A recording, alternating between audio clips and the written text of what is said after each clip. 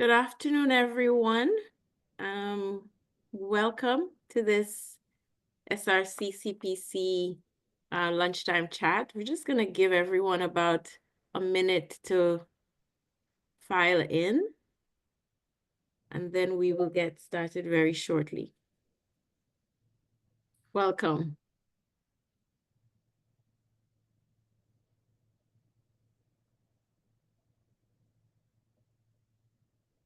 Welcome, everyone. We're going to get started in a bit, just waiting for you all to join us. And I know many people have said that they may not be able to join live, but they would love a recording of the session. So we will try to make that available. But just asking everyone to tell anyone who you know wanted to join and may have not joined us yet that it's getting started and we're shortly going to get going.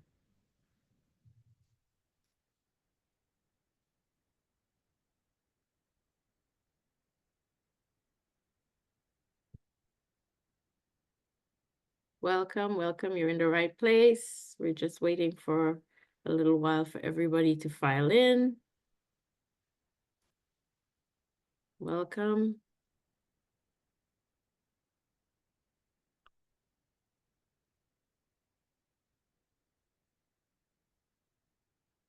Welcome, everyone. If you're joining us from the Caribbean or the United States or Europe or as far-flung as Asia or Australia, welcome. This is a topic of relevance to many people. I'm going to get started. Let me welcome you. My name is Janive Remy. I'm the director of the Sridath Ramphal Center, and I want to welcome you to the first Sridath Ramphal Center event webinar of 2025. We are pleased to be co-hosting this first webinar with our partners, the Caribbean Policy Consortium, the CPC. I'm really happy to be moderating an important discussion on United States or US Caribbean trade relations at a pivotal moment in global economic and geopolitical affairs. On day one of his administration, President Donald Trump announced his America First Trade Policy 2.0, reinforcing his commitment to reshoring U.S. manufacturing, prioritizing domestic economic interests, and taking a more aggressive stance on trade enforcement measures. While full details of this policy are still unfolding, this week has been replete with news of tariffs being imposed on Mexico, Canada, and China. It raises critical questions for small countries and economies like ours in CARICOM, or does it? Will this agenda mean more protectionist policies that could reduce market access for Caribbean exports? Could we see a stronger enforcement of U.S. trade rules that impact Caribbean businesses? And what about issues of border security and migration, which remain central to U.S.-Caribbean relations? Historically, the U.S. has been CARICOM's largest trading partner, with total trade in goods and services valued at approximately $25 billion in 2023. Our relationship has been shaped by preferential arrangements like the Caribbean Basin Economic Recovery Act, CBERA, and the Caribbean Basin Trade Partnership Act, CBTPA. However, as CBERA comes up for renewal, questions loom. Beyond trade, energy, and climate cooperation, energy and climate cooperation remain important aspects of U.S. CARICOM engagement. Under the Biden administration, the U.S. Caribbean Partnership to Address the Climate Crisis 2030 was launched to promote energy security, clean energy transitions, and resilience building. However, President Trump withdrew the U.S. from global climate commitments, and his new policies indicate a potential shift away from climate-related international cooperation that may have trade implications. We also recently saw freezing of USAID, for instance, which may impact many energy-funded projects in the Caribbean. We also might think about border security and the migration agenda, which President Trump is expected to intensify in his second term. The US has ramped up deportations as a priority, and border security is a top issue for his administration. What will this mean for Caribbean trade and Caribbean trade relations? And looking beyond the trade landscape, we also want to assess on this webinar how Trump's return could shape global trade dynamics more generally, that at the WTO, in other international trade agreements, and what this may mean for small states like ours. We already have the Panama Canal and some of the issues raised on account of Chinese interests there. Could the Caribbean be caught up in new trade enforcement measures or negotiations with China or other global powers? Now, we have today a distinguished panel, and we are honored to have them with us. I'm going to introduce one of them first because due to an emergency situation, she's not going to be able to stay with us for the entire course of the webinar, but she has made herself available just to provide some opening remarks before we get on with the webinar. And let me welcome Honorable Kellyanne Shaw. She is a former Deputy Assistant to President Trump for International Economic Affairs, where she was a lead negotiator on US-China trade policy and WTO disputes. She's now a partner at Hogan Lovells, and she advises on businesses and government. She advises businesses and governments on global trade issues. And she will help us perhaps understand what a Trump 2.0 trade agenda might mean for the relations between President Trump and the rest of the world, and possibly CARICOM as well. I wonder, Kellyanne, tell us, I know it's crazy times in Washington, D.C. right now, and I know you don't have a lot of time with us, but as we start this webinar, tell us from your vantage point, what's going on in Washington? What should we expect from a Trump administration? Over to you. Thank you so much. And thank you so much for organizing and hosting. Jean-Yves is the best in the business. We have been friends for quite a few years now. I won't say how many. I won't give it away, but delighted to be here, and apologies to not be here for the duration, but look forward to watching it back later. So, right, what's going on in Washington? I think a better question is what's not going on in Washington right now. For those of us in trade, we probably had a very long weekend dealing with tariffs and threats of tariffs and what that means for business, what that means for the drug trade, what that means for immigration, and all sorts of issues. But focusing specifically on the region, and I should say that although I worked in the first Trump administration, my comments are my own. I don't work for the administration currently. So I'm just offering my personal perspectives.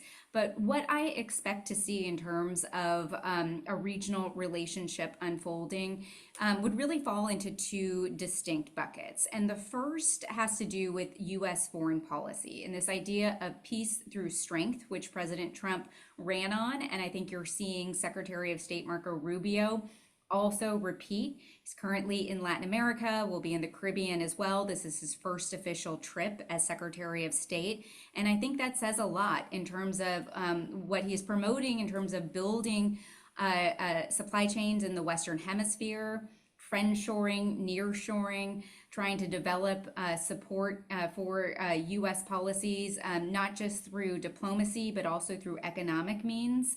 And I think you'll hear a lot more about that from the Trump administration moving forward, particularly with respect to our close geographic friends and allies. And I think that's important. And sort of the other thing that I would just note about this relationship is that during the first administration, you heard a lot about America first. But what I think a lot of people forgot was that wasn't the whole phrase. It was America first, but not America alone. And I already have heard Secretary Rubio talk about that, the entire phrase, like we need friends as well. This isn't just about the American people. It is about advancing US interests, but we can do that through shared partnerships. And sort of the last thing I'll say about the foreign policy before I get into trade and economics, which I think will be the bulk of the discussion here today, is that President Trump's first term foreign policy was largely defined by the US-China relationship.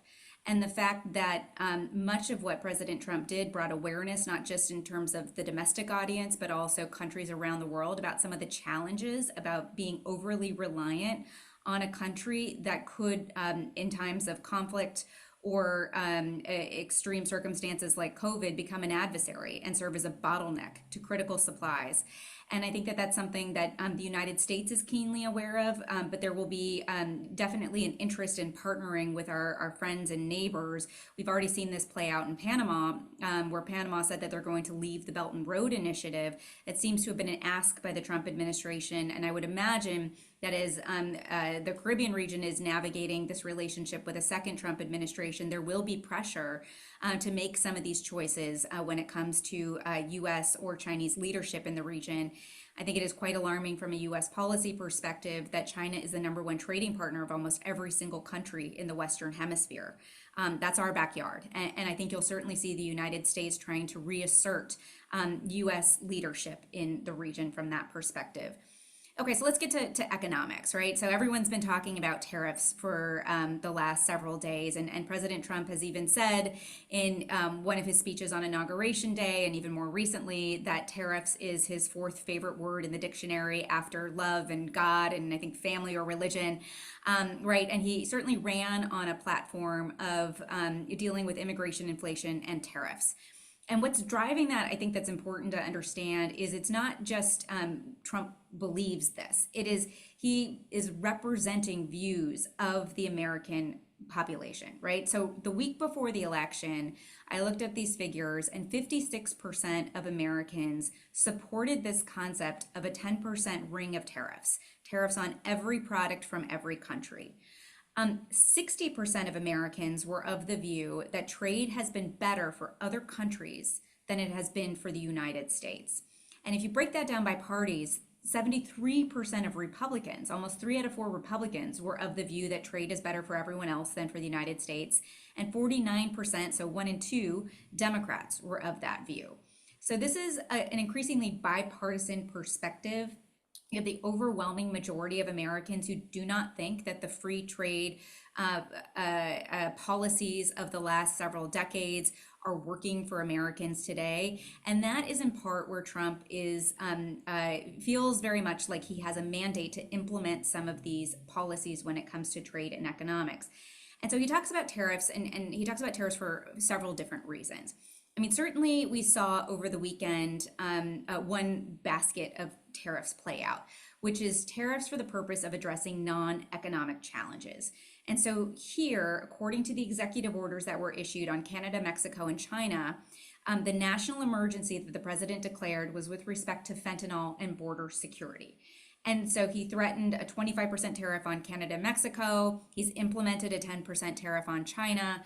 To get at and pressure other countries to do things that are not related to rebalancing the trading relationship, but are about using the full force and panoply of U.S. economic tools to try to get an outcome from another country. So you can call these negotiations. They're just more force, more weight, and more leverage that the United States has.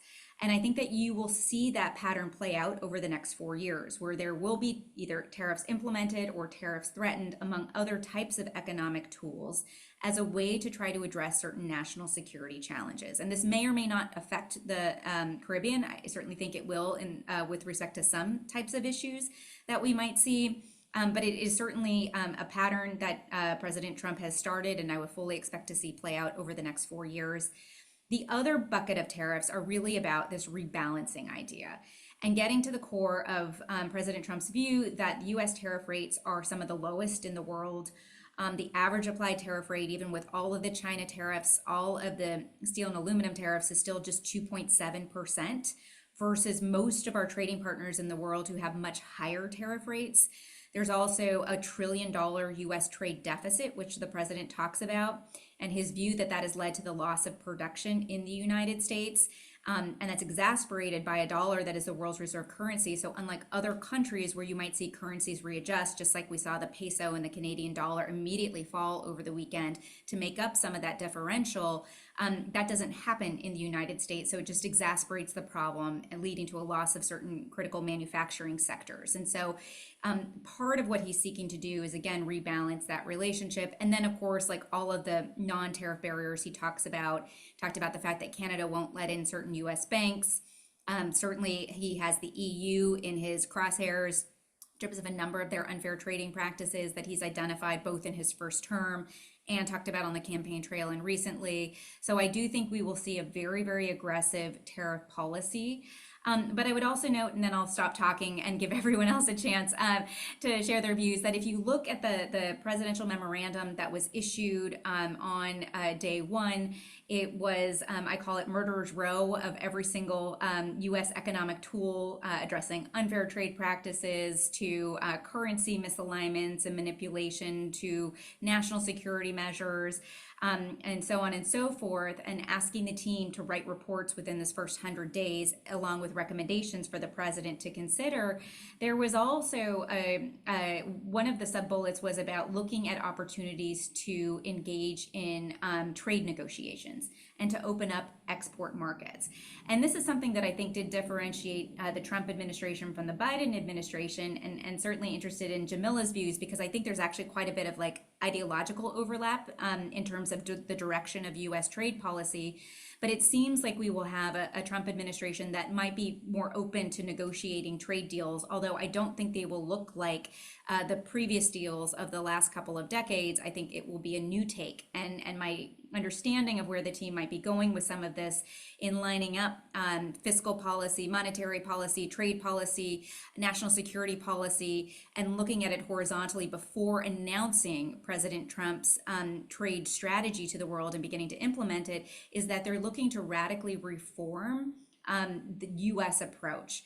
And I know I said that was my last thing, but because I'm leaving, I have one more. When it comes to multilateralism, and I think that this is something that's particularly important to the Caribbean region, small and medium-sized economies, and the World Trade Organization, and some of these other multilateral institutions, there's very much a view in the United States that these organizations are not working for Americans anymore. And in some cases, that could lead to withdrawal, like we saw with the World Health Organization, where President Trump withdrew. I don't think we'll see that with the World Trade Organization, but I also don't think we'll see a lot of effort to try to put some really major challenges before a body of 166 countries on a consensus basis and try to like seek a meaningful outcome. I think that there might be more significant efforts to reform some of these multilateral institutions over the next 4 years. And that doesn't mean that they're not going to work for the rest of the world and they can only work for the US. Again, it's America first, but not America alone. But it does mean that whatever comes next has to also work for US voters. And we just don't have international organizations that currently do, at least not on a majority basis. We're a democracy, and we, for better or worse, have to pursue policies that fit the views of the American voters. So I will stop there and turn it back over to everyone else who will say things that are much more intelligent and insightful than I just offered. But hopefully that gives you some perspective on the way I see things playing out, again, as a former Trump administration official, and where I think the administration may be going with some of this. But thank you. Kellyanne, you managed to cover all of the questions I would have asked you. What you will avoid, unfortunately for us, is the back and forth with the other panelists and the questions from the audience. But before you do have to slip away, I do want to ask you, as a friend here, to put you a little bit on the spot. I know you do a lot of work in your as a co-chair of the government policy work at Hogan Lovells. If we were to a lobbyist from the Caribbean, this is a hypothetical, or a business or a government were to seek your services, or somebody like you in Washington, sort of what would be, in your view, sort of the best way to get positive welcome from the Trump administration, or a positive view towards the way we may be able to channel future relations with the United States? What might be your best advice to the government or industry from the Caribbean in approaching this new administration? Yeah, I would look for shared wins, right? I mean, the US is looking for investment. US companies are looking for places to invest. And I think that if you can tee up and lock into some of these supply chain concerns, where there really, I do believe, will be an effort to near shore, allied shore, friend shore, particularly critical supply chains, try to figure out how your industry, your sector, your business can plug into that. And obviously, if you are looking for legal support or a lobbyist, feel free to call me after this panel, and happy to provide some additional views, which I say just half joking. But I do think that there are ways to really marry the interests. I think there are a lot of areas of shared cooperation, which is why the Secretary of State's first trip was to the region. I think that there is a reorientation of U.S. policy, both from the national security perspective, but also the economic perspective. And so looking for those shared wins is my best advice. Excellent. I think we already have someone asking for your contact information, which I can make available to anyone. I know we'll have harder questions for you if you were going to be on the panel, but you get away. You get away because I know Escaped. you have an emergency situation to deal with. Really, thank you so much for sharing your thoughts. And just one little question, are we to expect the same type of approach towards the Caribbean region complying with US policies as we have seen with Canada, China, and Mexico? I, I think the jury is still out. I mean, the challenges with fentanyl in particular is that they're physically coming across the southern and northern borders. And I think the president outlined his concerns in those executive orders in pretty significant detail about what some of those challenges are. But, I'd have to leave it to the administration. As I said, I no longer work for the government. I'm in private practice now. Thanks. Thank you so much, Kellyanne, and good luck with your situation. And we will stay in touch and hopefully do a part two where you get to interact with the rest of the panel. So thank you so much for joining us. Okay, guys, so I'm really sorry we couldn't hear more from Kellyanne, but I'm sure the panel that we have, our distinguished panelists, will be able to jump in and make any comments that they had on their own prepared, but also in response to what Kellyanne mentioned in her opening remarks. So, but let me first introduce that panel, and in the order in which I will ask them to speak on a couple of questions that I had fed to them beforehand, but we may mix them up in light of what we just heard or questions from the audience. Let me first introduce Ms. Andrea Ewart, a highly experienced international trade attorney, founder of Development Trade Law LLC, and she specializes in U.S. customs law, trade policy, and preferential trade programs. And today, I think what she's going to manage to do for us is to provide a real detailed overview of U.S. Caribbean trade policy and flows and agreements governing our relationship. And she, like myself and Scott, who I'll shortly introduce, are CPC fellows. Welcome to you, Andrea. Let me also take the opportunity to introduce Ms. Jamila Thompson. Jamila is a former chief of staff at the Office of U.S. Trade Representatives, USTR, under the Biden administration, where she was central in helping to shape some of their policies in particular, well, all of their policies in particular, inclusive and worker-centered trade policies. And we heard Kellyanne talk about these worker-centered policies of the Trump administration. Be curious to hear the different take, Jamila, that your administration or Biden administration had to these very same topics. And Jamila will share insights on how U.S. Caribbean engagement evolved under the Biden administration and what risks she perceives exist for the region as Trump, or opportunities as Trump shifts the U.S. trade priorities. And last but not least, we have Dr. Scott McDonald. He is a chief economist at Smith's Research and Gradings, a leading expert on sovereign risk and global financial markets. He's authored 20 books, including The New Cold War, China, and the Caribbean. And he will provide an economic and geopolitical outlook for the region under Trump 2.0. So I'm really excited to hand the floor over now to the panelists. We'll have two rounds of Q&A. And audience, if you have any burning questions, please feel free to put it in the Q&A box. But I have prepared some questions for our panelists, and I've asked them to limit each of their rounds of remarks to about 8 minutes each, so that we have enough time to engage with you, the audience. Andrea, over to you. So let's just take a step back a little bit. The Trump administration, the Biden administration, they're executing their own policies, but the Caribbean has their policies and their perspectives that predate Trump 2.0. What we'd ask you to do as we start this discussion is to provide an overview of what the Caribbean US trade flows are currently, where you see opportunities, in which sectors, goods and services, and what are sort of the architectural trade agreements and policy frameworks that shape currently and in the future this US Caribbean relationship. Over to you. Thank you very much, Janice. I should say that I'm very pleased to be here.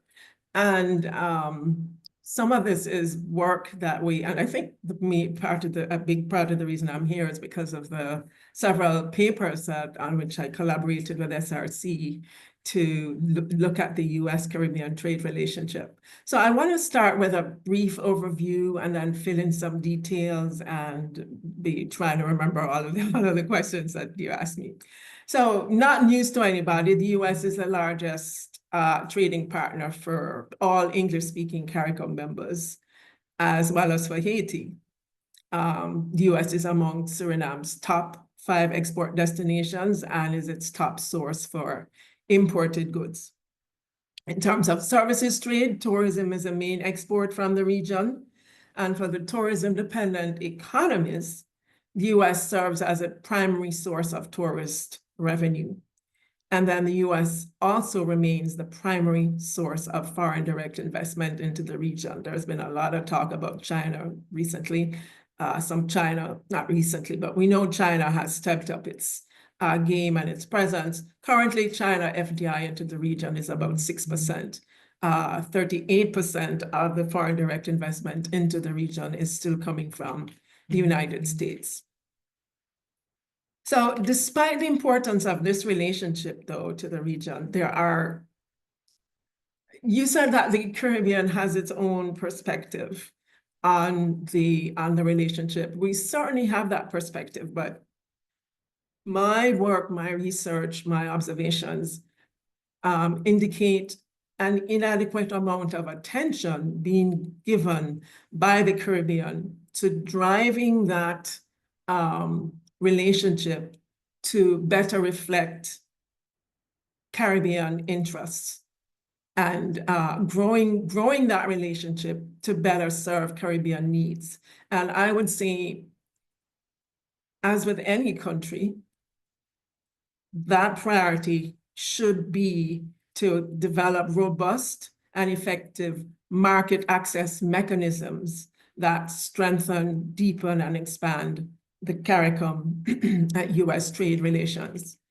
At the moment, trade between the US and most CARICOM states is governed primarily by WTO agreements and rules. The Bahamas is excluded because it's still negotiating WTO accession, as is Curacao, by the way, which is a very recent CARICOM associate member. Now, the challenge here is that WTO rules and agreements confer the same access to US markets and benefits on the Caribbean as is extended to almost 170 other countries across the world, or not other, but to all almost 170 members. So despite how important the relationship is to the region, there is no CARICOM US trade agreement. And the special kind of CARICOM US trade and trading relations are driven by the Caribbean Basin Economic Recovery Act, SABERA, which you mentioned before, Janice. It's a series of legislation which have crafted and popularly known as the Caribbean Basin Initiative, or CBI. These programs have granted preferential access, mostly on a duty-free basis, to just about any product that under the rules qualify as Caribbean. And I do want to clarify something that was said in your opening remarks, which is, first of all, that SBERA is permanent. The access that's granted to Caribbean products into the U.S. market under SBERA is permanent. One of the pieces of legislation, the Caribbean Basin Trade Partnership Act, that does expire periodically. It comes up for renewal in 2030, which is assuming there are no constitutional changes in the US, there is not something that would be addressed by the current Trump, by a Trump administration. So now these Caribbean products also have preferential access into the US market under generalized system of preferences, which has expired and hardly ever is operational. Why are these programs important to the region? Because they confer, and in fact, why do companies care about tariffs? Why are we talking about tariffs? The lower your tariff costs, the lower the cost that you pay as your products enter our country, it means that translates into cheaper goods for US consumers, for manufacturers, for their inputs into their product. And then further than driving demand for these cheaper products. And in the case of the SBERA CBI program, the design, the hope, the goal was that it would fuel the direction of foreign direct investment to support further product development in the Caribbean. So quickly, what do trade flows look like under SBERA? Actually, before I go there, let me talk a little bit about, tariffs. The question that came to my mind as Kellyanne was talking was, is there the possibility for this tariff-free, duty-free access that Caribbean products have into the US market to be reversed? I don't know if you want me to talk about it here or talk about it later, but Well, actually, Andrea, whilst I'm just looking at the number of questions we have, and I would just ask Scott and Jamila to have a look before you even speak. There's one question that directly relates, and that's from our CPC partner, David Lewis, who says, and this is maybe related to what you were just going to say, what impact will the current US tariff conflict with Mexico, Canada, and China have on Caribbean exports to the US under the preferential SBERA CBI program? So I don't know if that's, you can work that into the whatever you were gonna say in your last 3 minutes before we have to move on. Right. Well, so okay, where I was going with the tariffs is that the as I said, the preferential access, duty-free access into the US market is established through legislation, as opposed to negotiated trade agreements like NAFTA, et cetera. No, there's a plus and a minus there. It means that it would require congressional action to make any changes to this program. But there's nothing that presumably could stop. Well, I don't know. It's very interesting. Could the administration nevertheless, through executive order, decide to impose tariffs on certain types of products coming from the Caribbean? I guess what I would say to this, and I hope this addresses the point that the question that David raised, is that friend assuring and higher tariffs are a very questionable mix. And to the extent that the Trump administration, which I think is the case, is looking to reorient, to reshape supply chains, then the mix of tariff policy is going to have to play a very important role. Now, on the downside, the Caribbean does not provide very much, into manufacturing input, et cetera, into the supply chains. But that is something that the Caribbean could position itself to with respect in approaching the Trump administration, to say, we are willing to partner with you in this area, and in that way protect the tariff-free access that it has. Should there be any discussion, this is purely hypothetical right now, about changing, adding tariffs, imposing tariffs on Caribbean products. In essence, doing away with what has been established through legislation. And that's can that happen? I mean, you're setting up a little bit of a battle between the different branches of US government, let's just see. And I'm not a constitutional attorney, so I won't explore that. It's an Yeah. interesting thought though. Right. Yeah, and I'm trying, thanks, Andrea. I'm just trying to weave in the many comments we have. Elizabeth Morgan says, um, Sibera, there's nothing that is permanent. I know that from experience. So just along these lines, who knows what may come up? Who knows what, promises given and promises not kept may look like here, and what may be withdrawn from our customer relations. As you say, it's a bigger congressional issue, but this seems to be the, very unpredictable time. I was gonna go to Jamila, but because of some of the questions that are raised, and she's given me permission, maybe Scott, maybe Can I'll I, jump. can I just address that last point though about the permanence of Sibera? I just want to say, and I'm pretty sure Scott or Jamila would raise this as well, which is that there is a very, very strong history and record of bipartisan support for Sibera. In fact, the last time that CBTPA was renewed, it was in an election year, a few months before election and under the Trump administration.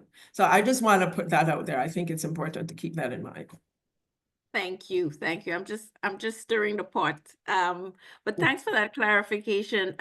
Scott, some of the things that have been raised both by Andrea's comments as well as Kellyanne's prior comments really go to what the geopolitics is here. We have some questions about what impact well, you heard the question about the impact of the tariff conflict on the preferential access, but we also have questions about, what do we expect? Do we expect complete divestments of Chinese investments from the region as a result of what seems to be a very anti-Chinese approach by the current administration? And we do have some other questions about what do we expect to see in terms of just the geopolitics from this Trump administration? And Robert Reddy wanted to kind of push back and question whether, the pretext of, fentanyl coming from Right. Canada has anything really to do with what's going on here, or is it something else going on? So before we get back to sort of the very trade specific conversation, just in terms of the geopolitics, how do you see things shaking out here? Shaking out is probably the best word to describe it.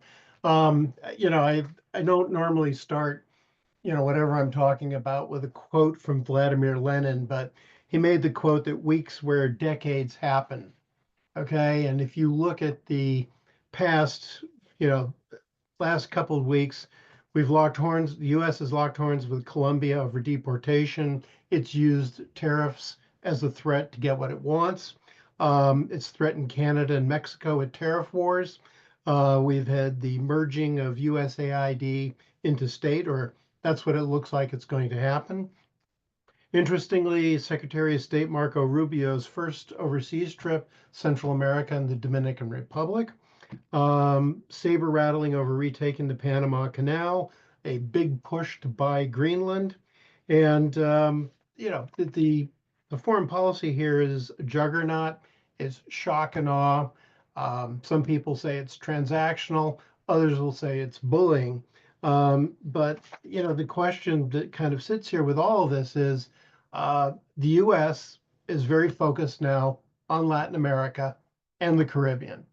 And the Caribbean, probably even more so in some ways because of geographical proximity. And that play, many ways, I think Kellyanne said it's our backyard. I look upon it as the soft strategic underbelly of the United States. It's important for many reasons between trade routes, movement of people, guns, arms, human trafficking, and all those things. I would say one of the things that just really struck me over the last week and a half, though, is that the Caribbean, CARICOM in particular, hasn't cropped up on the agenda for geopolitics. It's been Colombia, it's been Panama, it's been Canada and Mexico.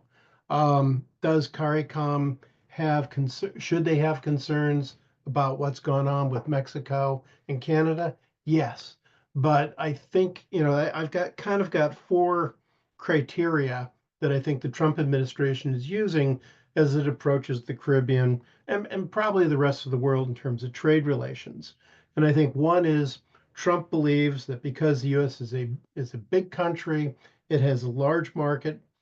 Those smaller economies around the world, like the Caribbean, he can get what he wants out of them. And he did it with Colombia, and it looks like, at least for the next month, he's done it with Mexico and Canada. Second thing is, does the country in question have a trade surplus or deficit with the US? Real simple, big trade balance surplus, big trade surpluses against the United States are bad and need to be rectified. Trade deficits hopefully get you a pass and open the door to shared benefits or shared wins, is what Kelly had said. The next one, though, point three, is how close is a country to China? The Trump administration has a lot of China hawks. The Biden administration did too, but I think we're a tad more hawkish with the Trump administration. I mean, both administrations have recognized that China has emerged as a strategic and economic threat or challenge. So, how close are countries to China, which brings up what you said, Jean-Yves. This applies to trade and investment, membership in the Belt and Road Initiative, Confucian, do you have a Confucian Institute? What is the scope of relationships between the media, universities, and the business community with China? All those things I think are up for grabs. They're under discussion. Some countries in the Caribbean have moved closer to China. Certainly, the members of CARICOM have joined the BRI, and China has embassies throughout the region. So I think that's one of the things from a geopolitical standpoint that we're going to see more of an emphasis over. And the last thing I think is kind of the screen test is national security. And this is a very broad area. It includes border security, like with Mexico, migrants, cartel violence, fentanyl, the need for secure supply chains for such things as rare earth metals, oil and gas, strategic materials such as lithium, copper, graphite, and migration. And that impacts in the Caribbean, Cuba, Haiti, and if you want to throw in Venezuela as Caribbean, because it does have a Caribbean coastline that obviously has resonance there. I think the other thing that's important from a standpoint of context is what does the Trump administration want to do with the US economy, and how does this reflect back on its policies for nearshoring, friendshoring, whatever you want to call it? And I think one of the things that's often missing in these discussions is the Trump administration wants to restructure the US economy. It wants it to have much more dynamic growth.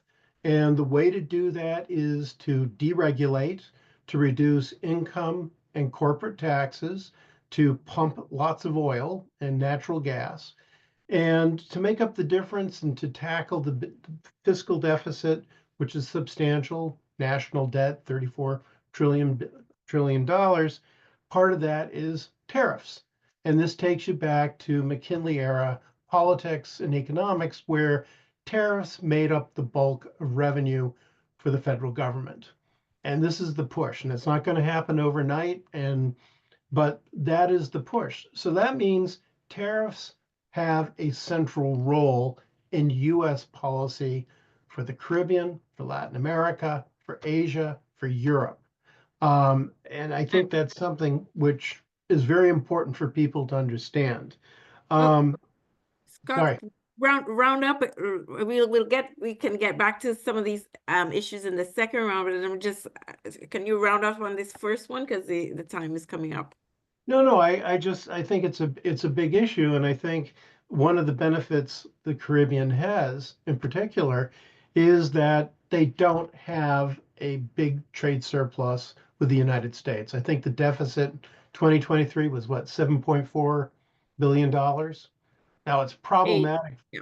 Yeah, it's problematic from the Caribbean side in terms of a food deficit, energy issues, and such, but it doesn't pop CARICOM in the Caribbean up to be on the radar screen for tariff-driven U.S. policy. Thanks, Gordon. For the next round, for you and Andrea, who study the numbers, I want us to kind of pinpoint where the opportunities for trade are, because I think part of the issue of bringing in trade and tariff policy and national security is it's hard as a tradie myself to really delineate what is a trade issue, what is caught up in part of the broader geopolitics. Certainly, this administration is using tariff and other instruments of trade in order to exact other broader political ends. Is that legitimate or not? It's something that they're definitely doing. But I think as hard-nosed trade policy lawyers, analysts, it would be good to know what the opportunities are. How are we impacted by some of these in terms of our market access opportunities? And just to voice one of the questions, and I'll throw this out probably to you, Andrea, in the next round is Jessica Byron asked, what are the implications of tariffs threatened and actual for services sectors in the Caribbean? And I know a lot of people also want to know, well, okay, if you have increase in tariffs of China going into the United States or US affecting Chinese products, what if there is, global supply chain disruptions as a result? How is that going to impact, at the supermarket, any of the things that Caribbean consumers have to buy in the Caribbean region that may be made from Mexican or Chinese goods? So the downstream impact on us, both for services as well as the products we actually consume in the region, if you have any thoughts on that.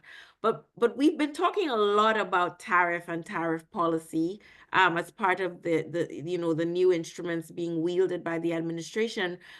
I mean, Jamila, I kind of feel like I want to give you an opportunity, having just left the Biden administration, to react to what's going on. And in particular, I know during your time there, particularly with Ambassador Catherine Tai as the USTR, there was a huge focus on an inclusive approach to trade, worker-centered trade policies, and some of the work you did was really, in my mind, critical in thinking about the impacts of trade policies on disadvantaged groups and disadvantaged sectors in the United States, but also with US trading partners. I'm curious what you think is going to happen to that agenda under a Trump administration, and also more broadly, withdrawing from USAID, development funding in areas like energy and climate policy. Do you fear that many of the things that were accomplished in the Biden administration will be unraveled? Over to you. So good afternoon. I hope that you can hear me well. Hear me okay? Sometimes my voice is soft, so I know that on Zoom calls and other calls, it doesn't carry. Let me just begin by thanking you for hosting this timely and important conversation, and your partnership and your thoughtfulness over the years. You are right on time and right on the mark with this convening today. You're right. I am a recovering Biden-Harris presidential appointee, recovering USTR Chief of Staff. I'd just like to perhaps begin with a quick framing of our approach towards trade policy under the Biden-Harris administration, and preserve space for the second round for us to delve a little bit deeper into a few of the pieces that Kellyanne hinted at, in terms of where there might be an opportunity to continue those pieces. So I'd just like to remember where we started in January 2021, and the charge that the president and the vice president gave us at USTR to focus on trade policy, where we are contributing to an economy that expands freedom, provides opportunity, supports our communities, recognizing the fact that trade policy is complicated, played a complicated role in the election in 2016, that the pandemic created, I think, so much uncertainty and fragility, exposed the fragility of the marketplace domestically and internationally, and really created the space. And then also, to your point, Jenny, on the question of inequality, inequality within economies and inequality between economies. And so applying these lessons, whether it was sustainability or incentivizing a race to the bottom, of really doing a deeper, thoughtful dive on trade policy.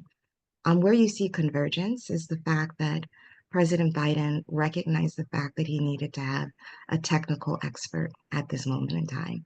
And he selected Catherine Tai, formerly the Chief Trade Counsel for the House Ways and Means Committee, Kellyanne, also an alum of the Ways and Means Committee, me, an alum of the Ways and Means Committee, that they really brought in trade staff and trade experts, former trade staff and trade experts.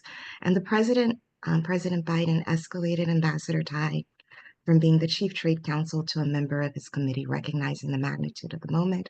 And I think pertaining to this conversation, her role in renegotiating the North American Free Trade Agreement, NAFTA, into applying some fixes and adjustments that were consistent with where House Democrats were as it related to workers and environment and a lot of the supply chains and a few other spaces to really implement this agreement that just went into force at the beginning of the administration. So we placed workers at the center of trade policy. We applied and we studied the lessons of history. A lot of us were historians in our studies and really thought about that fragility in our economy and how we could apply these lessons of history to advance more equitable and inclusive economies. And then I think central to this conversation is to restore our relationship with our global neighbors, both within the hemisphere and around the world. And of course, the sustainability element of restoring our and protecting our precious planet, the only planet we have for future generations. Our real focus centered on a few things. But what I'd like to highlight, especially for this conversation, was that we were also very mindful of the opportunity, the importance of a new post-colonial partnership while reindustrializing here at home. And so to be very mindful of that history, but also the fact, to the point of Congress, and I don't think that it's been raised here, is that in 2022, so 2021, the president's trade policy agenda includes inclusivity, equity, all of these principles. 2021, this is the roadmap, but what we're going to do for the following year. 2022, we build upon that in the president's trade policy agenda. In 2022, in July of 2022, Congresswoman Plaskett, the representative of the U.S. Congress from the U.S. Virgin Islands, introduces a resolution. The House passes it on the suspension calendar with strong bipartisan support, over 350 Democrats and Republicans asking and charging and encouraging the president, right? Because this is a shared partnership, a shared authority under the Constitution between the executive and the congressional branch when it comes to trade policy. And it's very rare that Congress, that the Ways and Means Committee, alum of the Ways and Means Committee know this, that we pass sins of Congress resolutions. And for the Ways and Means Committee, for Congresswoman Plaskett to give direction to the administration and to encouragement specific to the importance of the relationship between the United States and the Caribbean, our third border, at that moment of time. And if you look at the resolved clauses that were included in that resolution, the resolution is HRES 1168, House Resolution 1168 in 2022, that was adopted again by the House of Representatives in a bipartisan manner. It was very clear about a few things. First, again, sustainability, resiliency, sustained and thoughtful partnership and engagement with the Caribbean, with our Caribbean trade ministers, with labor, business, civil society, to open up the dialogue, to focus on our trade and our preference programs, to be exclusive, expansive, and to consider underserved and marginalized communities and the way that we set the table, the way that we engage, the diversity of race, of religion, of gender, of language in the Caribbean that mirrors so much of the United States, and to really focus on building out that relationship. And then I think what hasn't been mentioned also support and the importance of the Help and Hope, the Haiti trade preference programs. So Congress spoke and we responded. And so in 2023, based upon that resolution, we built out at our technical teams quite a bit of work of engaging and building towards engagement at the ministerial level between Ambassador Tai and her trade minister counterparts throughout CARICOM. And so that was our marching orders, and we took the opinion of Congress very importantly. I'd also like to note one of the instruments that hasn't been mentioned, but that does exist that's unique between the United States and CARICOM, and that's our Trade Investment Framework Agreement, or TIFA.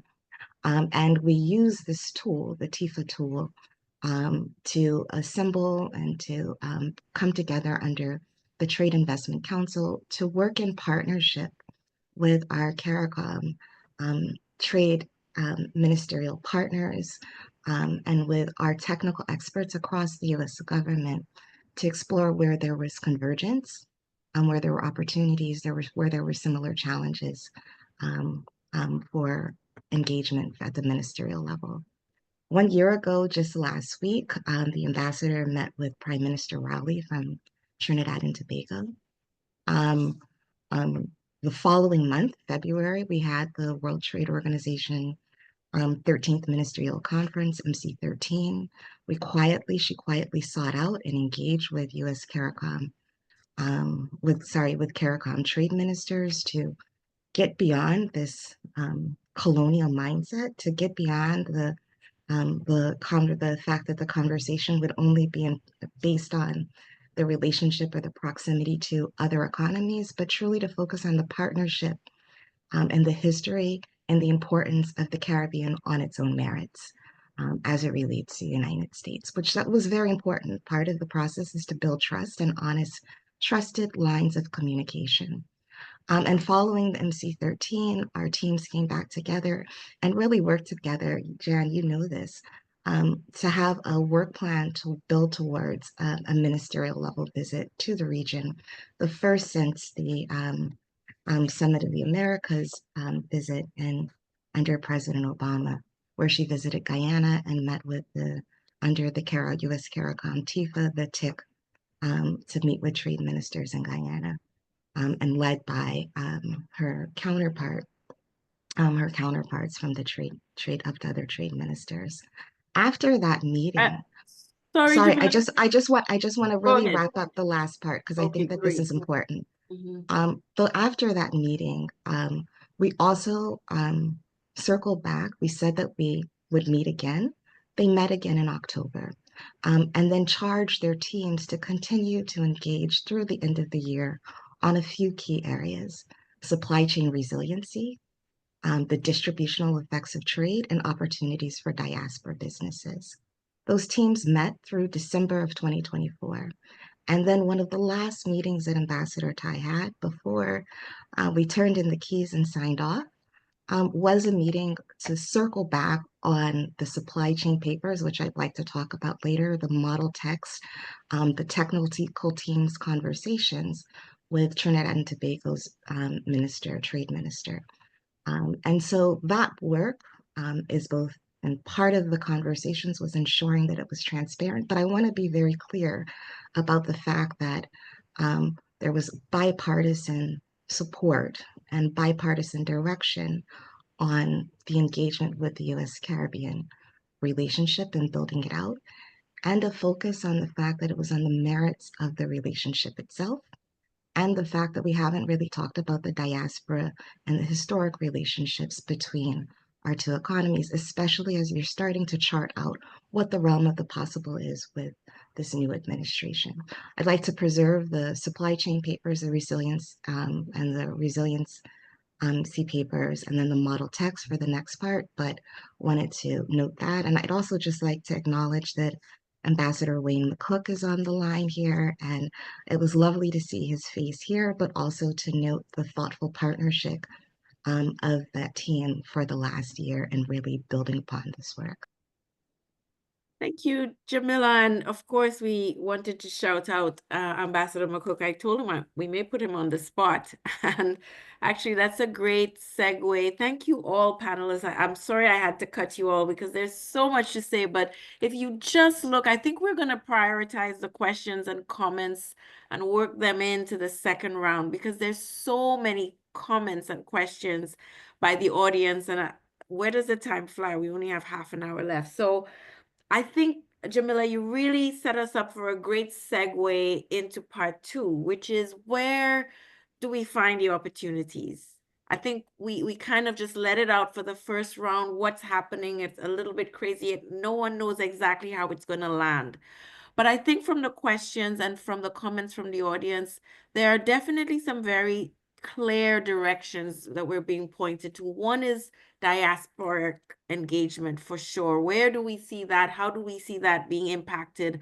And I just want to bring in a comment by Jessica Byron, which is related, which says that she recalls in Trump 1.0, there was a proposal to levy a tax on remittances from the US to other countries emanating from foreign workers in the US. Is this a prospect this time around? Not to be facetious, but all of those persons illegally there being deported back to the Caribbean, might that have an impact on remittances in the Caribbean? We also have some questions here about, and somebody really nailed it when they said, how do we, I think the word was resist, divide, and rule bilateralism. So the question really for CARICOM may be around, how do we maneuver between these fights of the juggernauts and where do we position ourselves in a bilateral context with the United States? And China keeps coming up here all the time with questions. How do we think about that in terms of policy direction? But again, this is a trade webinar, so I want us to think about what impacts that has on opportunities. And I think somebody else raised the question about nearshoring and outshoring. Is this an opportunity for the Caribbean to position itself if there are going to be bigger trade wars with Mexico or some of these other, China? Are there opportunities for the Caribbean when it comes to nearshoring, as Kellyanne and others have said? So as we go into the second round, I'm going to ask the panelists to be brief so that we can really maybe ask any of the people in the audience who may want to say something. So if we can just keep it to no more than 5 minutes, that would be really great. So Andrea, back to you on the second set of questions. You've written on the opportunities for CARICOM, services and goods trade. We know what's happening with the Trump administration. We don't know where it's all going to end up. What endures in terms of opportunities for the Caribbean in this new setting, in light of also the TIFA and other architectural mechanisms that exist for these negotiations to take place?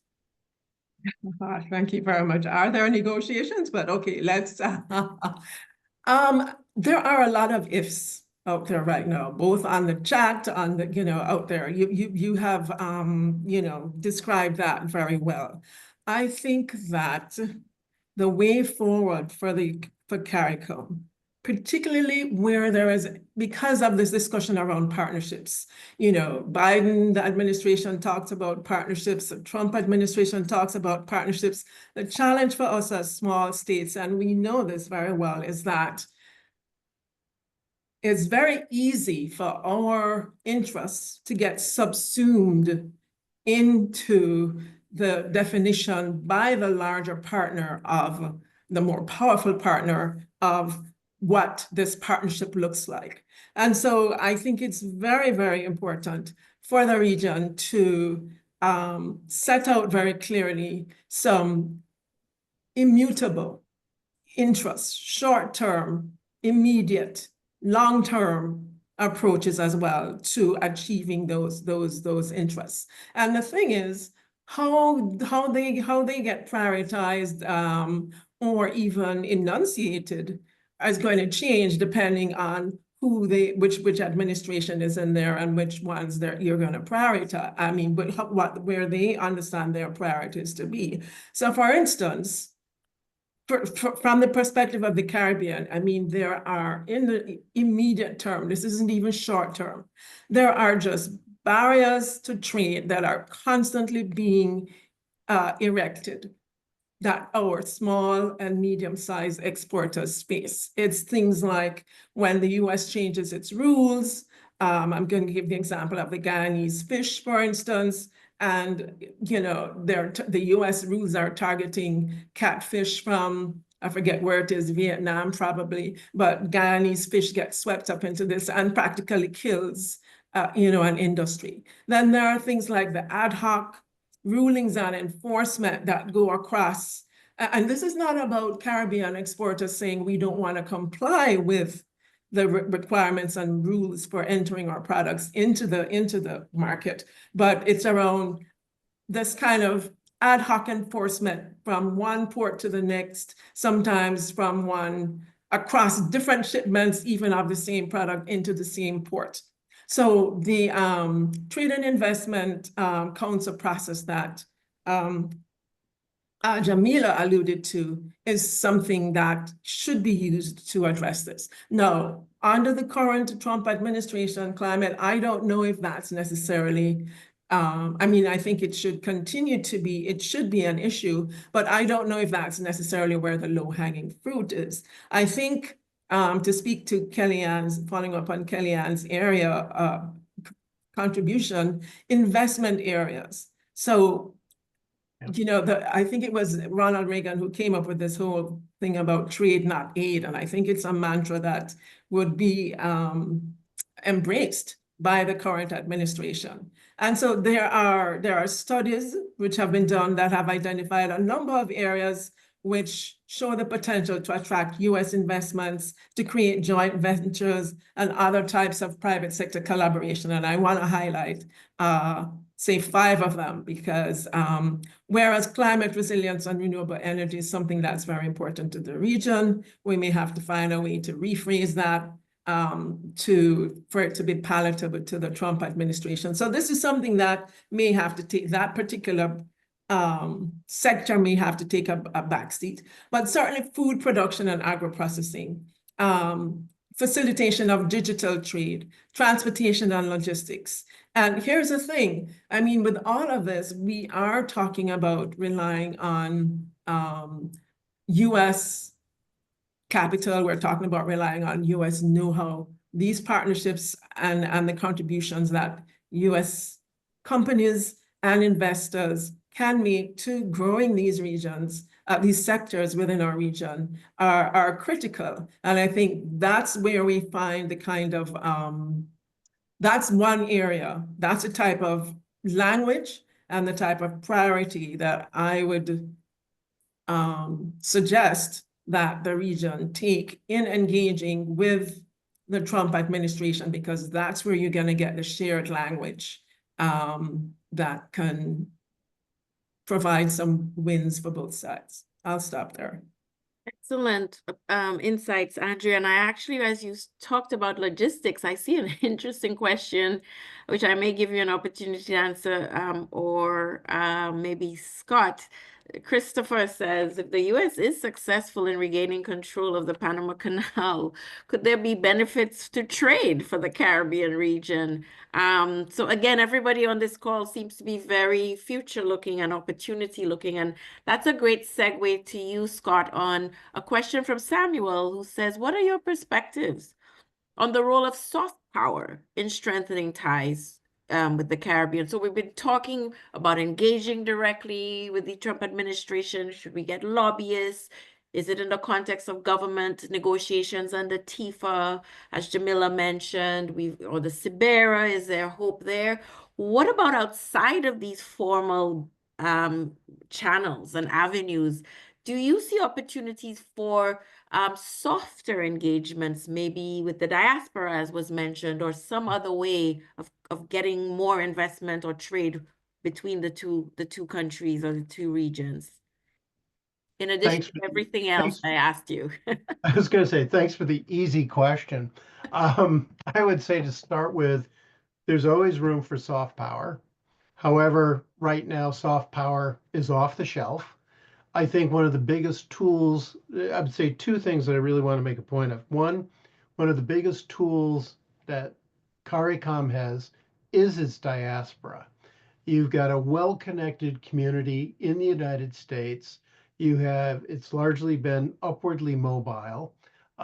You have businesses, you've had some Jamaican businesses buy US businesses, and certainly in the business offshore process, BOP companies, some of them have come into the United States. So there's some leverage with the diaspora.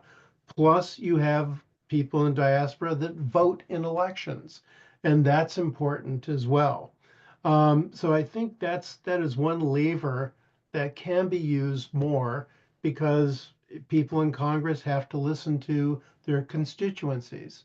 I was going to say in two other areas, and David Lewis has said this repeatedly through the years. One is to, instead of directing everything to the federal government and lobbyists, state governments are also important in this process. And I'd even take it down a step lower to municipalities. They have a lot of say as to, you know, business rules and regs, what attracts people. The other point I want to make, and part of this goes back to Diane Edwards asking to address the issue on China and CARICOM and splitting things up. And I'd say there's a quote by Ben Franklin, which is, "We must all hang together, or assuredly we shall all hang separately." I think the Trump administration prefers to deal bilaterally. I think for CARICOM, you have to have a unified front, no matter what you want to approach with. And I think Andrea brought up the aspect of investment areas, infrastructure. This is one area that is critical for the Caribbean. There's a real lacuna in terms of funds available. One of the most recent things that came at the very end of the Biden administration was US Exim Bank provided a loan in for Guyana. It was a public-private deal. So I think $543 million. And it is to facilitate the movement of natural gas on a pipeline to reinvigorate the public utility system, which is oil burning in Guyana. And although it's not a renewable energy, it's probably less polluting than it would be with oil and certainly with coal. But the energy issue in the Caribbean, I think, is a huge issue where the US should be more actively engaged and also can be engaged. That said, too, Chinese companies are all over the place and offer the same services. And I think one of the lessons or one of the things the US has to heed here is if you want to play, you have to pay. You got to be in the game. And I think those things really are quite important. And So I'll how leave it at that. how no you have 1 minute left on my clock. How do we do the divide and rule between two behemoths here? Because we all come back to that, and it's a trade issue. I'm trying to keep this on trade because I Yes, want I to know, make I it, know. but it is influenced by so many other things. But I mean, there are lots of questions here about the renewable energy sector that can be financed, invested in by Chinese, just as it could be invested in by the US as well as the European Union. We haven't brought Right. them into this equation with the US. So where do we sit in terms just of the politics of engaging in these infrastructural or energy developments? How do we position ourselves when all the elephants are fighting? I guess is the political Yes. question. That's Yeah. hard. I mean, what you're really saying is that what's the expression when the elephants fight in the grassy field? It's the small animals that get caught in between. I think it goes back to what is CARICOM's policy on dealing with the US and China. I think transparency and disclosure are very important in terms of the bidding process for deals. I think that's something which China often poses very good deals, but it also, when you're dealing with China, China has support from state banks. They are more focused and targeted on infrastructure. And like I said, with the US, it's got to be doing the same thing. From the Caribbean standpoint, in some ways, you have more leverage. You have a choice. You didn't have a choice so much in periods earlier. But that choice that you make, you've got to balance it with other, I won't say guarantees, but you have to have other items that you're willing to trade. And it goes back to the Trump mentality of transactionalism.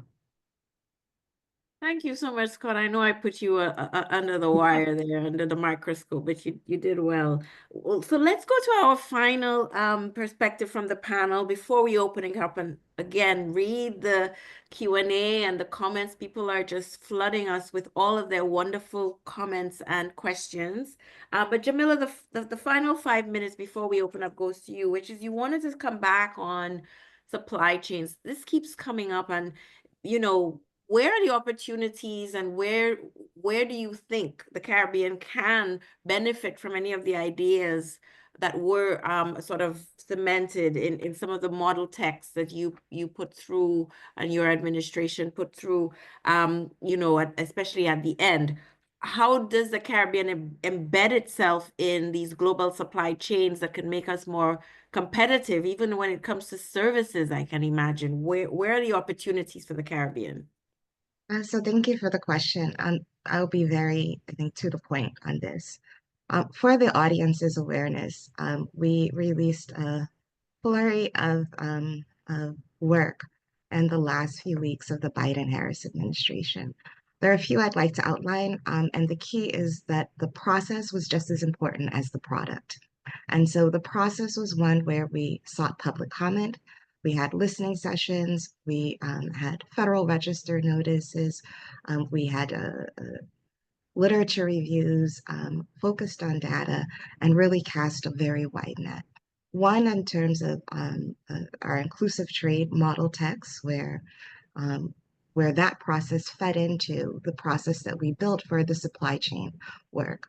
And so I'd just like for the audience to be aware, especially to Kellyanne's comment in terms of sectoral agreements and building blocks, how these two pieces come together, and especially in framing of the U.S. Caribbean trading relationship, where so much of our work and so much of our conversations, especially in the aftermath of the pandemic, especially in this conversation now, are along supply chain resiliency and where there are opportunities. So I would just encourage the attendees to go and to download. First, the supply chain resiliency papers. They were released in January 7th. It's a combination of papers that walk through first reshaping the global trade paradigm, thinking through textile and apparel, rules of origin, non-market policies and practices, data and analytical tools, and then to this final point of sectoral agreements. The second part is in terms of the model trade text, and this is work that the political team was doing for a while and thinking through what model trade text could look like in a few key areas. So the first is on competition policy. The second is on inclusive economy and trade. The third, again, on non-market policies and practices, standards, technical regulations and conformity assessments, and then public enterprises and just designated monopolies. I think that they are just critical for the conversations of the future and what the new version of globalization will look like going forward. I also just I think I'd be remiss if I didn't note two things. First, the SRC paper that you published, I don't think we've talked about it. I think it's fantastic, and you see a lot of overlap with these questions, whether it's sustainability, inclusivity, resilient supply chains, what Congress highlighted for us. I would be remiss if I also didn't note the fact that even last year, the House Foreign Affairs Committee Chair, Gregory Meeks, Leader Jeffrey, so many others continue to maintain and amplify the importance of a respectful partnership with our Caribbean neighbors and the importance of our diasporas here. Just very important to a few of the points of maintaining those relationships, those two-way lines of communication, being thoughtful in the manner in which we set the table, both in the United States and in the Caribbean, including labor, including workers, including civil society, including academics, in addition to businesses and practitioners, so that there's a more expansive constituency to identify where there are overlap and agreement with this current administration's priorities and how to chart an affirmative and a thoughtful pathway forward. On inclusivity, I think a lot of people think that it is fragile. However, even in the way that we defined underserved, it includes rural and remote communities. We recognize the fact that there are frustrated workers who and that were pitted against each other in previous versions of globalization, and to really be very mindful and intentional in the manner in which you set the table. The last thing I'll note is just I understand that there is a lot of concern and questions about what's ahead. The administration was very clear. Project 2025 is out there. So it is a very clear pathway of what the plan is. I think on trade, I would encourage folks who haven't read the trade chapters to take some time to do so.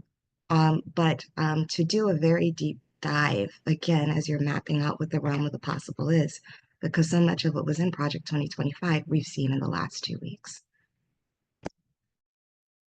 Thank you, Jamila, bringing us to a very interesting end of 2 rounds of wonderful, peppered discussion, very thoughtful, and I think we've set the table very widely on the previous administration, the current, but what endures for CARICOM in terms of having to figure out what's next. And I think Thomas Singh says it well when he says we do have to be careful in CARICOM about what our long-term commitments are at this stage while the dust settles.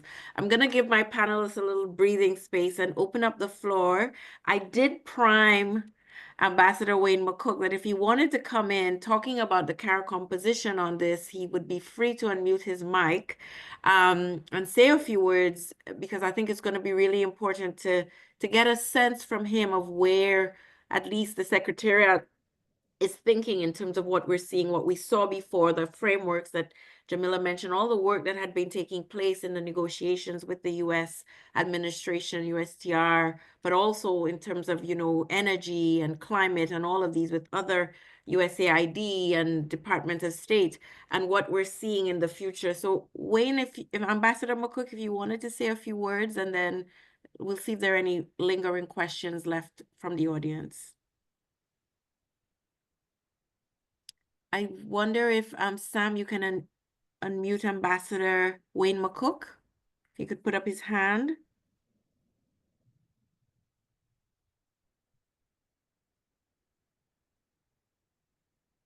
His hand up. Samuel, can you unmute Ambassador McCook? Good Yes, go ahead. afternoon. Yes, please. And then we Good have afternoon. Elizabeth Morgan as well. Please go ahead.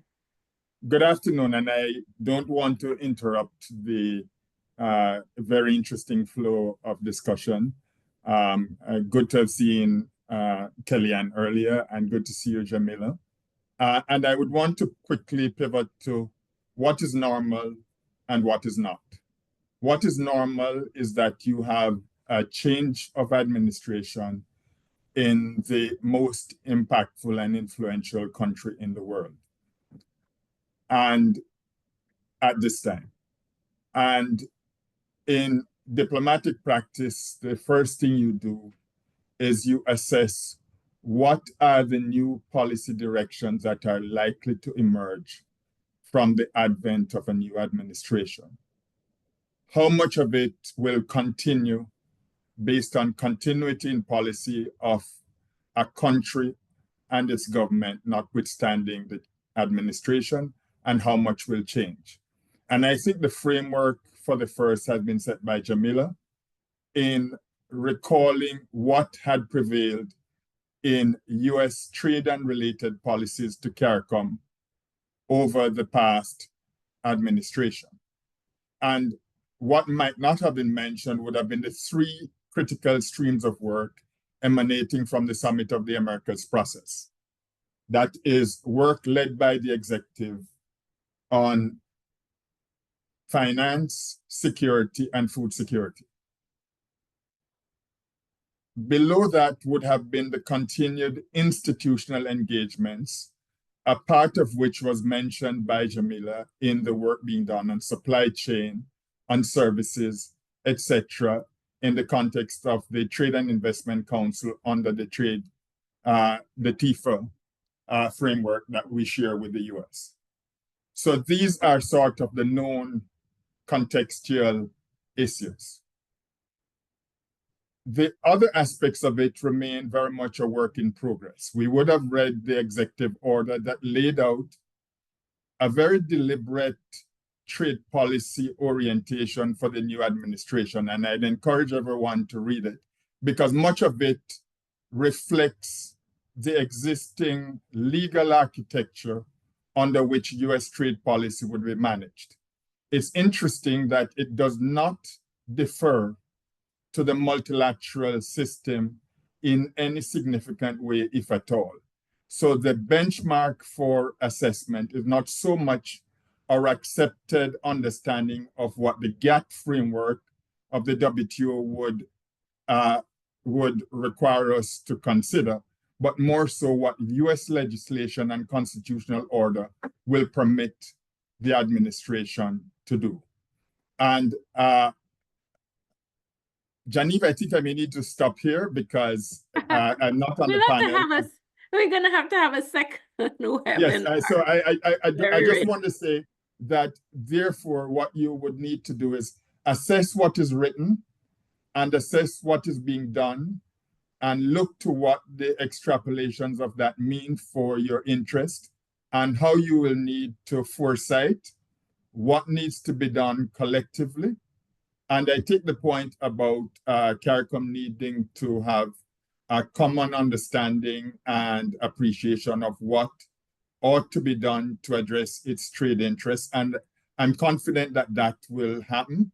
But again, this requires thoughtful and considered approaches, listening to what the US says when it says it, and responding based on what our membership says are its assessments of the interests that need to be protected and advanced, any threats that would be identified, understanding that you ideally do not pursue objectives that are in conflict with your counterpart, and seek ideally to find areas where you have common ground and the possibility of win-win. Thank you. Thank you so much for these considered remarks. And as I said, we do need to have a part 2 with a different set of players as well, because, you know, it's so many knowledgeable people in this region. And just quick, go ahead. I have 2 more hands though, Ambassador. No, I will leave it alone. But say your last piece. I don't want to deprive you. No, I was going to tread into more complicated territory. So okay. I think you have intervened helpfully. Part 2 for sure. And I'm seeing in the comments, you know, opportunities in the orange, economy services, export, digital services, opportunities for the region that endure despite whatever else is happening, which I think is the theme. I see Elizabeth Morgan and Samuel Berridge. Can I just ask you all to be 1 minute each, because we have 2 minutes before the close, and I do want to give my panelists the last word. So Elizabeth Morgan, quickly, if you can. She can be unmuted, please. Sam, can you unmute? Thank you. Yes. Oh, well, Sam can be unmuted, yes. But also Elizabeth Morgan, please. Okay. Am I unmuted? You are. Yes. Thank you very much. Dr. McDonald, it's a pleasure meeting you, and I really appreciate your frankness and your forthrightness. Now, when I made the point about soft power, it's a very fundamental point because it is a geopolitical tool and a strategy for gaining influence, and it must never be underemphasized, because when you're talking about soft power, aid can fall under soft power. No, I'm going to be brief. I have been the beneficiary of the trade policy visitor leader program, IVLP, right? And that's a very powerful tool of soft power. You're seeking out emerging leaders and you expose them to life in the US. You speak to different stakeholders. We go at the State Department. We even went to a Broadway production just to understand how life in the US. We spoke to farmers, labor unions, all sections of society.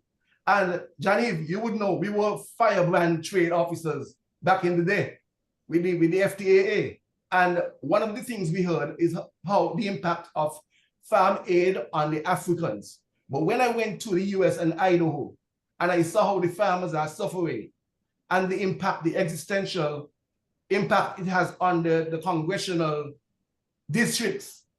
Because if you have less people living in the community, you will have a redistricting. So it's an existential issue. So when we looked at all of these issues, I had to open and broaden my worldview. You know, so I mean, soft power, I heard you mention about the Confucius centers. That is again soft power. Culture, the movies, all of those things. So I respectfully say that maybe you need to look at this from a broader perspective, because Japan has a soft power program, China, Taiwan, Canada, everybody has it. So it's important for you to flesh it out, and it's a very important tool for us in the Caribbean. That's my comment, really. Very good points. Thank you so much. I have to bring it to a close. I see another hand, but I'm gonna have to unfortunately bring everything to a close and promise that if the demand subsists, we will do another part of this wonderful webinar. I am gonna give each of my panelists the prerogative of saying, you know, in the last 30 seconds, any parting comments they'd like to make, and then we'll bring it to a close. Let me go.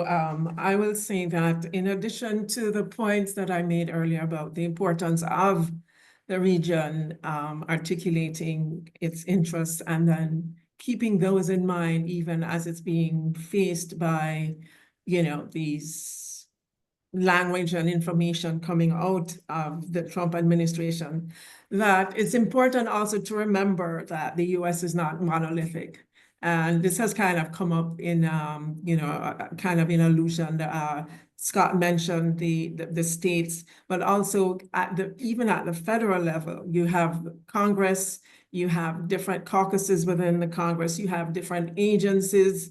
So I think it's important to find where there are allies, where there are interests that obviously, you know, they need to coincide, to be in sync, not be threatening, but in advancing an interest that perhaps may not seem at first brush to be the priority of a Trump White House, that there are other allies, other opportunities, other bodies with which the region can and should engage, and I think does not do enough of at this point.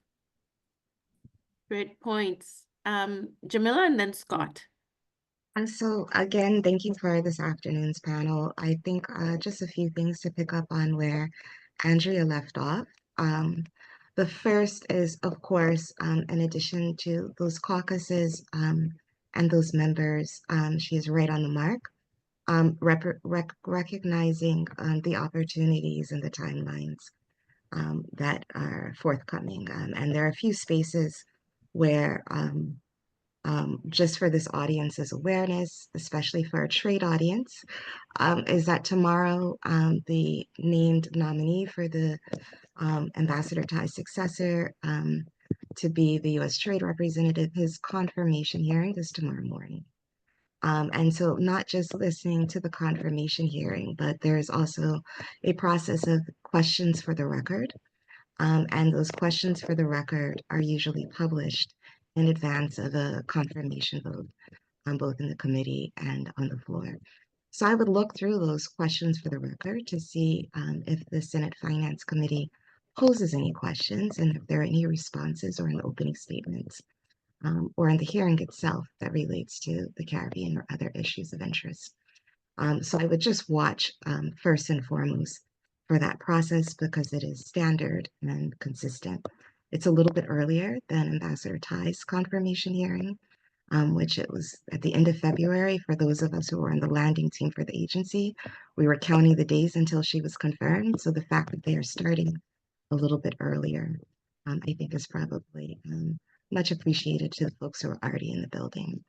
And then just the second is just to thank you again for this conversation. There are some things that we did not get a chance to answer that were very important in our supply chain work, in our supply chain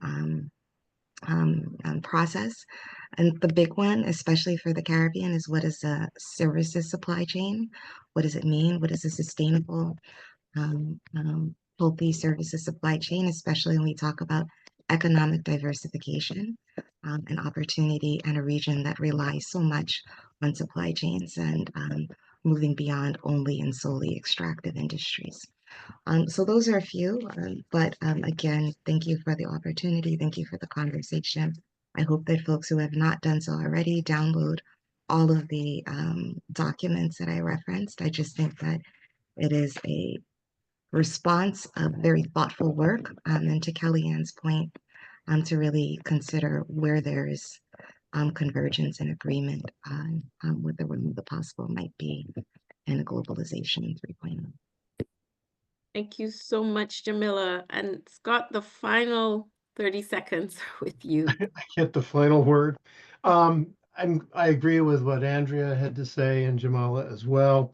I'll go back to Samuel's discussion about soft power, and I think one of the big things is right now, Trump administration is playing hardball. Okay, it's going for the juggler, do things, get it done, move on. However, I think you got to wait till the dust settles.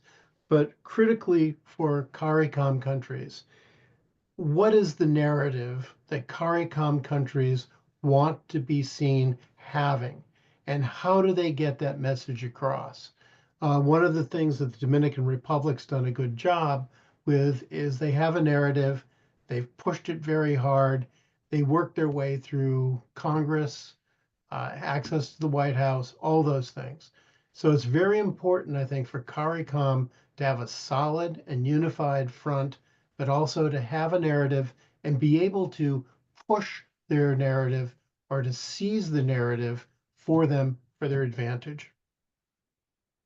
That's Scott, it. that was a lot. Let me close, and it's 7 minutes over, and we've barely lost any participants, which is a sign that my co-hosts, the CPC Caribbean Policy Consortium, and our institute, the SRC, have done a great job in, first of all, getting the best panelists for this this webinar possible, and also ensuring that we advertise widely enough that many of you from all over have weighed in. You are trade policy experts yourself, and each of you, I'm sure, could have added your own voice to what is an evolving conversation. I want to thank our panelists for their insightful contributions, and our audience, for engaging in such a critical discussion. I can assure you that we will continue to monitor developments in U.S. Caribbean trade relations as this administration moves forward, seeing what we can learn from the previous and will endure through to the future, but also looking to see what new things are on the horizon. I just wanted to also make a plug for an event, an SRC-CPC event that's going to be taking place next week as well on the OECD's BEPS Pillar 2 and what it means for tax systems, global businesses, and the Caribbean region. That will be on February 12th at 1 to 2:30 p.m. Eastern Time and 2 to 3:30 p.m. Barbados time. And you can check out our respective CPC and SRC websites for more information. Let me thank you all so much for joining us. Thanks everyone on the SRC CPC teams for making it possible. And of course, our IT, Samuel, Eugene, for making this all possible. So thank you all very much, and keep watching the developments. And we look forward to another session like this as the agenda unfolds. Goodbye, everyone, and have a wonderful afternoon.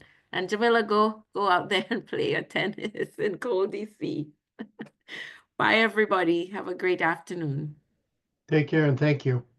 Thank you all.